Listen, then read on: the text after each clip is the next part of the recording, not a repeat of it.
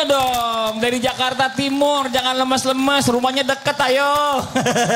Masya Allah, ini juga jamaah Islam itu di rumah yang dirahmati Allah. Masih di tema kita pagi hari ini. Apa sih temanya? Janda bukan candaan. Sebelum kita lanjut, kita lihat lagi sebuah video tayangan tentang kesedihan saat mendapat surat cerai dari suami. Ini dia tayangannya. Dia ya, mungkin banyak orang yang merasakan setelah diceraikan oleh suaminya serasa dunia runtuh pastinya. Betul apa betul, Bu? Apalagi mikirin, ya Allah ini gimana ya, hidup besok bayar ini gimana, bayar itu gimana. Ya namanya seorang janda, apalagi belum punya anak ya. Ada katanya untuk tetap menjaga kehormatan dirinya pastinya. Nah apakah dengan bercerai dengan mantan suaminya ini masih wajib menafkahinya ya. Si mantan istri ini seandainya masih wajib sampai kapan Ustaz Syam? Mohon izin menjelaskannya. Tepuk tangan buat guru kita Ustaz Syam. Bismillahirrahmanirrahim. Mohon izin kembali guru-guru kami dimuliakan Allah Subhanahu wa taala, Ustaz Maulana Habib Utsman Mas Fadli serta guru-guru kami dimuliakan Allah Subhanahu wa taala. Al-Qur'an surah Al-Baqarah ayat 232. A'udzu billahi minasy syaithanir rajim. Allah وَإِذَا طَلَّقْتُمُ النِّسَاءَ فَبَلَغْنَ أَجَلَهُنَّ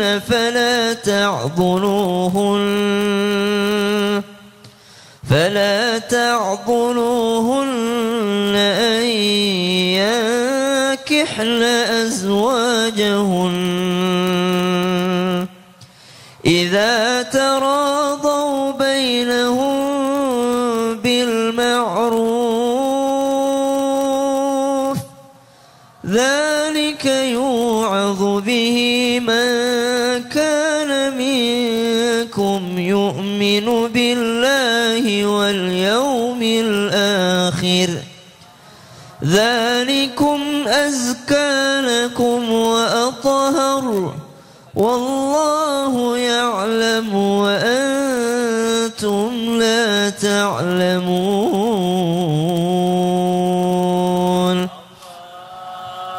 Seorang perempuan tidak punya anak lalu dia menjanda karena diceraikan oleh suaminya.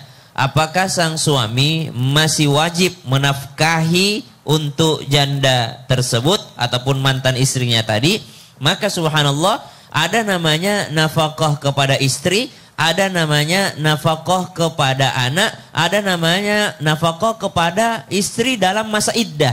Dia sudah ceraikan tapi masih dalam masa iddah, maka masih wajib memberikan nafkah. Kenapa? Masih dalam masa iddah. Berapa masa iddah tadi? Sudah disebutkan bahwasanya ada 4 bulan 10 hari. Selama itu dia memberikan nafkah. Kalau dia lagi hamil ya sampai lahirannya subhanallah. Tapi kalau udah lahir ada lagi nafkahnya, bukan nafkah untuk mantan istrinya, tapi nafkah untuk anak-anaknya subhanallah. Tapi kalau sudah lama dia bercerainya, maka sudah tidak ada lagi kewajiban seorang laki-laki menafkahi mantan istrinya. Kecuali mungkin dia mau sedekah, mau bantuin, gak enak gitu subhanallah. Ini karena asas kemanusiaan saja, dia mau bantuin atau dia mau sedekah kepadanya, ya silahkan saja. Sama saja kita membantu sesama muslim, dia orang asing, bukan berarti dia adalah seorang mantan istri, tidak, tapi statusnya sudah orang asing lain. Ya tapi jatuhnya sedekah. Jatuhnya sedekah. Ada masalah, boleh nggak? Boleh aja tapi kalau mampu. Ya, kalau tadi pertanyaannya kan wajib, berarti kalau yang wajib itu cuma selama masa iddah. Masa iddah aja. Selama sudah masa iddah, maka dia tidak wajib lagi diberikan nafkah, apalagi nggak punya anak. Makasih banyak Ustaz Syam. Tepuk tangan buat Ustaz Syam.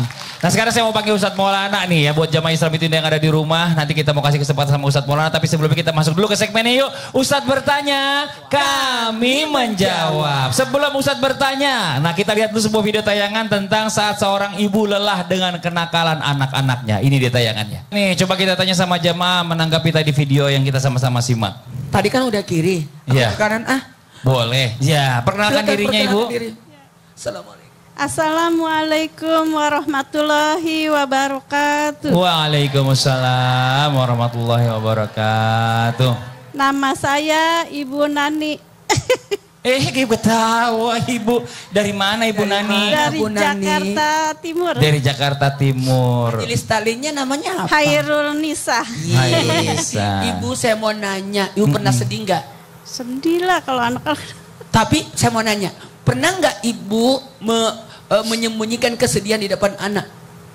Iya, biar jangan ketahuan ya. Biar jangan ketahuan Ibu ya. Iya. Tapi anak tahu nggak kira-kira Ibu sedih? Ya nggak tahu. Nggak tahu. Tahu-tahunya Tuh, kok anaknya masih mata bandel. merah gitu, matanya kok merah. Matanya merah kata anak. Terus Ibu bilang apa? Ibu bilang apa? Kalau Ya, anak nanya tadi gitu. kelilipan. Oh kali lipat, tiupin dong nak gitu. Makin nangis semuanya. Tepuk tangan dulu. Tepuk tangan dong buat ibunya, Masya Allah, makasih Ibu. Ya, gimana Ustaz? Inilah contoh ibu yang baik karena tidak mau memperlihatkan kesedihannya di depan anak. Izin Habib dan Ustaz Sam. Apa sih ini? Apa amalan yang bisa untuk menjaga hati para janda? Yang mana supaya kuat dan tidak menampakkan kesedihannya di depan anaknya. Ada 4 amalan yang bagus kita lakukan. Yang pertama, lakukan amalan yang meningkatkan keimanan. Sibukkan dengan ibadah. Yakin, maka tersembunyinya itu lewat jalur ibadah. Ngeluhnya bukan di sosial media. Amalannya amalan yang meningkatkan keimanan. Ngaji, puasa, salat, itu luar biasa. Memang duniawinya nggak kuat, tapi akhiratnya yang kuat. Mana tepuk tangannya? Itu ya. Yang kedua, amalan apa? Amalan komunikasi. 1, 2, 3. Komunikasi. Apa? Cerita kepada orang yang bisa memberi solusi. Jangan berdiam diri. Ayo. Karena 2 janda ini, janda ditinggal mati, itu banyak yang mencintai. Dicintai oleh mertuanya, ipar-iparnya, karena janda ditinggal. Tapi janda ditinggal hidup, cerai, itu kadangkala ada timbul kebencian, ada timbul. Ini dua-duanya penuh ujian. Maka sebaiknya komunikasikan. Yang ketiga, tingkatkan kualitas diri. Makanya jangan terlalu bergantung sama suami, Bu. Betul tidak? Bergantungnya sama Allah. Bergantungnya sama Allah. Inilah yakinlah, Bu. Kerja, kursus, belajar. Jangan berdiam diri. Kualitas diri itu harus ditingkatkan. Kemudian yang ketiga, yang keempat, mohon maaf, yang keempat adalah bagaimana kita memperbaiki diri kita dan semuanya yang ada. Semuanya diperbaiki. Masya Allah. Jadi jangan pernah menyalahkan orang. Ya, betul. Makasih banyak Ustadz Maulana. Tepuk tangan buat Ustadz Maulana. Oke, kita lanjut lagi buat jamaah Islam yang dirahmati Allah yang di rumah. Ya, sekarang waktu kita memberikan kesempatan juga kepada jamaah yang sudah hadir di sini mewakili jamaah yang di rumah untuk bertanya sama guru-guru kita. Tapi sebelumnya kita kembali dulu ke segmen Tanya Dong Ustadz. Kami semua tanya dong Ustadz. Oke, yang bertanya boleh silakan angkat tangannya. Yang ini satu lagi deh, sebelah sini belum nih. Tadi baru satu. Boleh Ibu silakan. Izin perkenalkan dirinya. Assalamualaikum warahmatullahi wabarakatuh. Waalaikumsalam warahmatullahi wabarakatuh. Nama saya Ibu Tati dari Majelis Taklim Khairun Nisa, Hutan Kayu Selatan, Jakarta Timur. Tepuk tangan buat Ibu Tati. Mau nanya sama siapa Ibu? Dengan Habib. Habib boleh. Boleh, Ibu, Ya Bu silakan. Tati, silakan Habib, pertanyaannya. mau tanya, hukumnya dalam Islam jika ada seorang laki-laki yang menjadikan bahan candaan terhadap status seorang janda. Itu aja Ibu. Saya rasa hanya itu. Ya. Mohon jawabannya Habib. Terima kasih. Assalamualaikum warahmatullahi wabarakatuh. Waalaikumsalam warahmatullahi wabarakatuh. Tepuk tangan buat Ibu Tati. Silakan Bib. Ustaz Syam, Mas Fadli. Bismillahirrahmanirrahim. Allahumma salli ala Sayyidina Muhammad wa ala ali Sayyidina Muhammad. Ketika seseorang bercanda dengan menggunakan kalimat janda, innamal a'malu binniyat wa innamal likulli imri'in ma nawa. Tergantung niatnya. Tapi kalau niatnya merendahkan, menjatuhkan, menghinakan, maka dia berdosa. Atau bahkan lagi, Ketika seseorang dia memfitnah, dia nggak janda, tapi dibilang janda lo, ya kan? Kamu janda, ini fitnah, ini fitnah. Berarti orang tersebut dituduh pernah menikah dan bercerai, berarti berdosa. Oleh karena itu, waqalallahu ta'ala fil Qur'anil Karim, ya ayyuhalladzina amanu la yaskhar qaumun min qaumin asa yakunu khairan minhum wala nisa'un min nisa'in asa yakunna khairan minhunna. Jelas bahwasanya janganlah kita mengolok-ngolok satu dengan yang lainnya. Boleh jadi dia lebih baik dari kita. Jangan merendahkan kaum yang lain. Jangan merendahkan kumpulan yang lain. Jangan kau rendahkan janda tersebut. Jangan kau hinakan janda tersebut. Boleh jadi dia lebih baik dari kita dan dia lebih mulia dari kita. Oleh karena itu, bertakwalah kepada Allah. Dekatkanlah diri kepada Allah. Jadikanlah kita makhluk Allah Subhanahu wa taala yang mereka semua itu sudah qadarullah. Udah ketentuan Allah. Khairihi wa sarihi minallah. Mau dia janda, mau dia bukan janda, mau dia perawan, mau dia gadis, mau dia duda sekalipun, maka itu semua udah aturan Allah, udah kehendak Allah. Oleh karena itu berbuat baiklah kepada mereka, berkalimat baiklah dengan mereka, berkelakuan baiklah dengan mereka, hiburlah mereka dengan kalimat-kalimat yang baik, dan berharap kita sebagai manusia, sakhwatul agniya, orang kaya yang dermawan, kita sumbangin, kita berikan. Nah, intinya apa? Intinya berharap kepada Allah Subhanahu wa taala, ya Allah, jadikanlah kebaikan kepada mereka semua dan mendapatkan pertolongan dan ridhonya Allah. Jaga kalimat kita, jaga kata-kata kita, jaga perbuatan kita. Jangan sampai kita menghinakan orang lain. Mau dia janda, bukan janda, siapapun mereka, jangan kau hinakan, jangan kau caci, jangan kau maki, jangan kau rendahkan, karena ada hablum minan nas. Hablum minan nas ini sampai hari kiamat di mizan kita akan dipanggil sama orang yang menghina kita dan orang yang menghinakan dan dihina, dikumpulin. Jangan sampai kita di mizan itu. Nauzubillah min dzalik. Makasih banyak Habib, tepuk tangan buat Habib tuh ya. Kalau boleh bantu cariin jodoh buat temennya yang janda, begitu juga yang duda, ya cariin jodohnya, ketemuin kali aja cocok, dapat pahala kita Bu. Alhamdulillah. Masya Allah. Kita lanjut lagi yuk. Yang mau bertanya berikutnya silakan angkat tangannya. Dari sebelah sini dong. Boleh yang sebelah sini dulu ya. Oke Ibu silakan.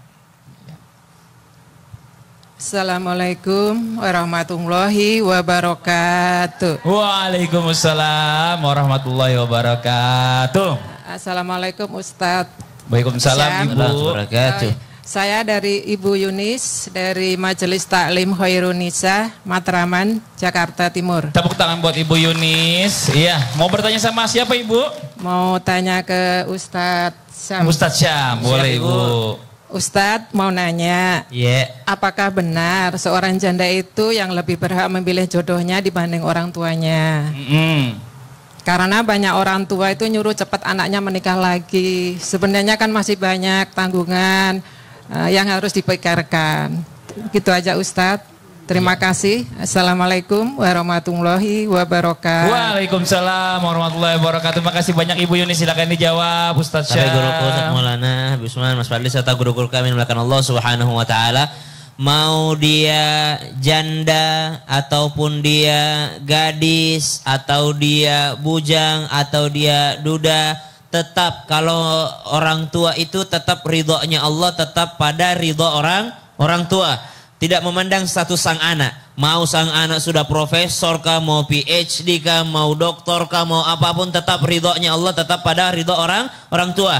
Mau anaknya lebih kaya, lebih berilmu, sudah janda atau masih gadis, tetap ridhonya Allah pada ridho orang tua. Subhanallah. Tapi kembali Nabi SAW dalam sebuah riwayat menyampaikan bahwa seorang yang sudah janda itu lebih berhak atas dirinya dibandingkan yang masih gadis. Kalau masih gadis biasanya karena masih malu-malu, masih gadis biasanya tidak mau mengutarakan keinginannya, biasanya mesti diarahkan sama orang tuanya. Tapi kalau sudah janda karena dia sudah punya pengalaman dan dia juga sudah usianya mungkin sudah lebih dewasa, sudah tidak lebih labil lagi, sudah stabil, subhanallah emosinya, maka dia biasanya sudah punya pertimbangan tersendiri untuk dirinya.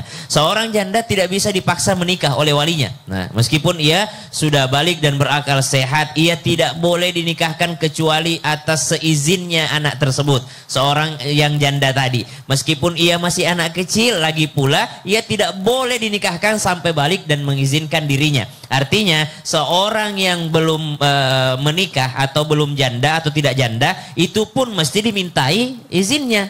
Kalau dia gadis pun masih diminta izinnya, apalagi yang sudah janda. Yang sudah janda lebih berhak atas dirinya. Cuma kembali lagi tadi, bahwasanya ridhonya Allah terletak pada ridhonya orang tua. Termasuk di sini memilihkan, termasuk di sini memaksanya menikah lagi. Kenapa Nabi SAW sangat pengertian? Karena Nabi tahu seorang janda itu tidak gampang mau menikah lagi. Dia punya trauma masa lalu, dia punya perasaan masih takut sama laki-laki, dia punya perasaan bagaimana kalau saya dapat suami lagi, siapa tahu lebih buruk daripada suamiku yang dulu. Bagaimana kalau yang saya nikahi lagi ini tidak seperti pasanganku yang dulu. Misalnya kalau dia cerai, meninggal dunia, misal pasangannya sudah wafat, lalu dia dicarikan yang baru, mungkin dia mengatakan, bagaimana saya bisa berbakti sama suami yang baru ini, sedangkan saya belum tahu akhlaknya, apakah dia sama seperti suamiku yang dulu atau malah lebih soleh yang dulu, saya belum tentu bisa mencintainya. Maka dikatakan yang paling berhak atas dirinya seorang janda adalah dirinya sendiri. Kalau orang tuanya saja tidak boleh memaksakan, apalagi orang lain.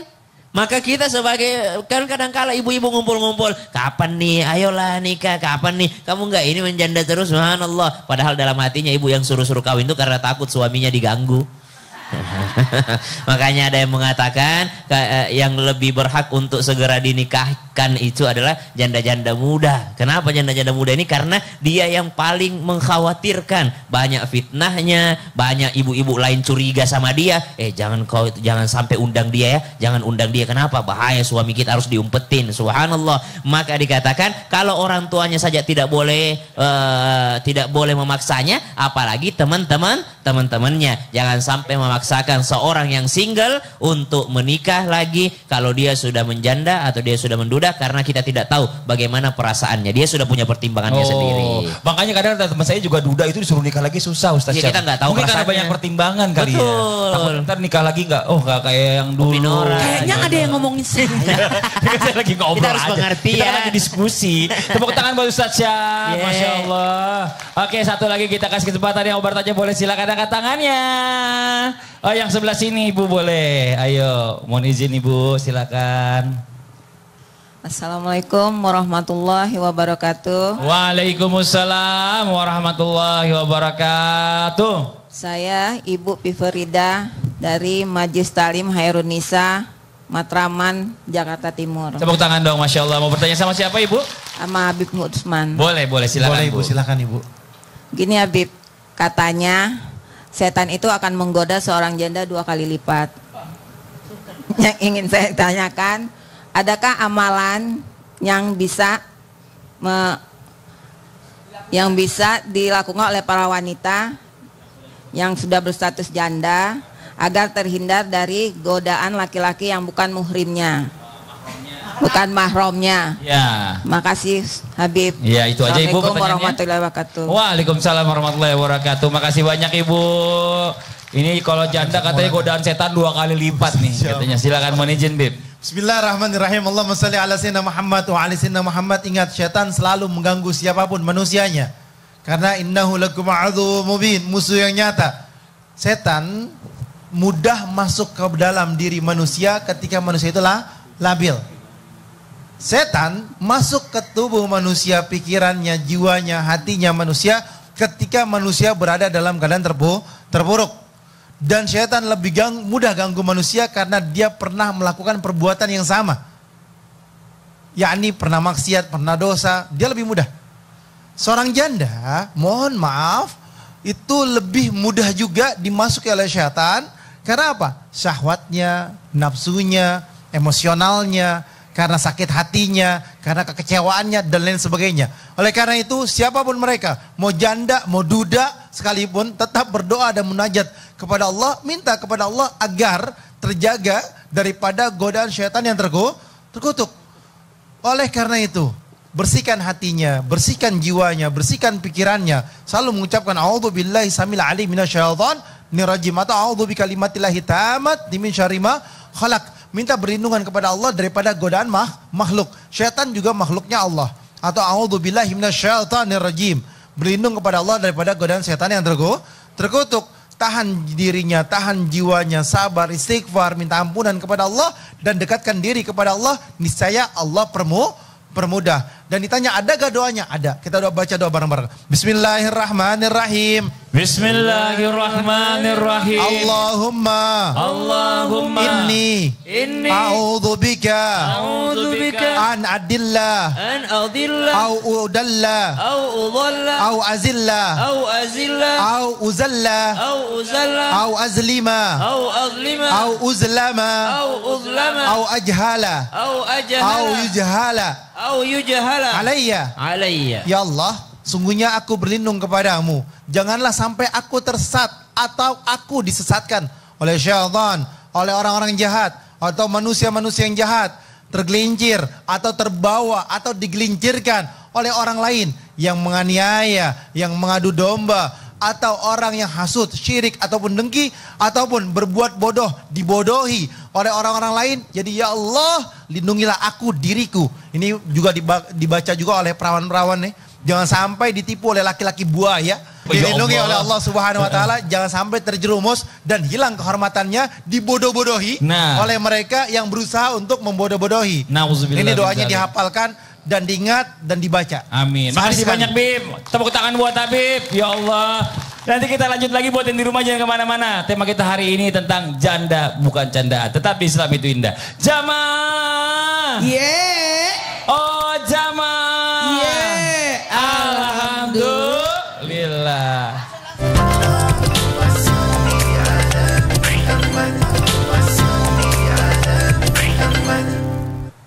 Jamaah, oh jamaah, alhamdulillah. Alhamdulillahirrahmanirrahim. Masih di tema kita pagi hari ini, janda bukan candaan. Nah sekarang saya mau tanya sama guru kita Habib Usman lagi ya, bagaimana caranya kita diajarkan dalam Islam agar kita bisa menjaga yang namanya kemuliaan para wanita, terutama yang mereka yang telah sudah berstatus janda ya, sehingga tidak lagi menjadi beban, bahan candaan, dan juga para janda juga dapat dijaga kemuliaan dan keberkahan ya oleh Allah Subhanahu wa taala. Mohon izin penjelasannya Bib. Fadhal. Ya akhir Ustaz Maulana, Ustaz Syam, Mas Fadli. Bismillahirrahmanirrahim. Allahumma salli ala sayyidina Muhammad wa ala ali sayyidina Muhammad. Ingat sekali lagi, innamal a'malu binniyah wa innamal likulli imri'in ma nawa. Semua tergantung niatnya. Kalau niatnya ingin memuliakan, maka Allah kasih kemuliaan. Kalau niatnya ingin menghinakan, maka Allah kasih kehinaan. Oleh karena itu, jadikanlah diri kita hamba Allah yang mendekatkan diri kepada Allah. Dan sebagai seorang janda, maka jagalah auratmu, jagalah perilakumu, jagalah perbuatanmu, jagalah statusmu. Janganlah engkau mudah terpengaruh, janganlah engkau mudah bergaul dengan mereka sehingga engkau kebablasan. Jaga pandanganmu, jaga perbuatanmu, karena engkau disorot, engkau diperhatikan, dan engkau dilihat oleh lingkunganmu, sehingga engkau bawa dirimu dengan kebaikan di dalamnya. Ketika seorang yang sudah menjaga tubuhnya, yakni dengan jilbab yang baik, pakaian yang bagus, sesuai dengan syariat agama, dibentengi dengan keimanan, ketakwaan kepada Allah, dan hadir di majelis-majelis menuntut ilmunya Allah, maka niscaya Allah muliakan dia. Allah angkat derajatnya. Allah berikan kedudukan yang tinggi di mata Allah, dan insya Allah mendapatkan pasangan yang saleh, yang bertakwa kepada Allah Subhanahu wa taala, dan penuh dengan kebaikan dan kemuliaan dari Allah. Oleh karena itu, jaga lisan kita, jaga perbuatan kita. Jangan sembarangan engkau hinakan janda. Jangan sembarangan engkau menjatuhkan mereka seorang janda, sehingga nanti engkau akan dijatuhkan oleh Allah Subhanahu wa taala. Oleh karena itu, santuni mereka, berikanlah kebaikan bagi mereka. Kalau niatnya mau santunan, mau niatnya memberikan kebaikan, gak jadi masalah. Kesimpulan dari guru kita Ustadz Maulana, mohon izin Ustadz. Kesimpulan dari tema kita hari ini, janda bukan candaan. Nah buat kita semua, ada keutamaan untuk membantu para janda. Apa keutamanya? Barang siapa yang mau dapat pahala jihad, pahala puasa, dan pahala tahajud, maka bantulah para janda. Kenapa? Dengan cara apa? Bukan tidak mesti harus menikahi juga. Jadi tidak mesti menikahi. Tapi dengan cara membantu perekonomian mereka.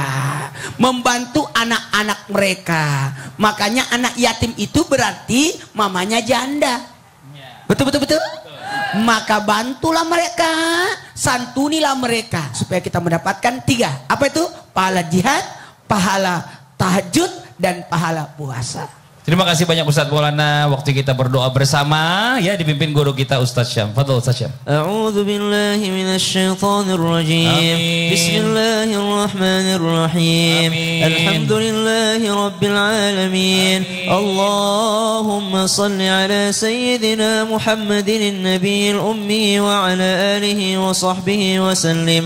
اللهم إنا نعوذ بك من الهم والحزن ونعوذ بك من العجز والكسل ونعوذ بك من الجبن والبخل ونعوذ بك من غلبة الدين وقهر الرجال. Ya Allah, kami memohon kepadamu perlindungan daripada rasa khawatir dan daripada rasa sedih. Ya Allah, hilangkanlah kesedihan daripada hidup kami ya Allah.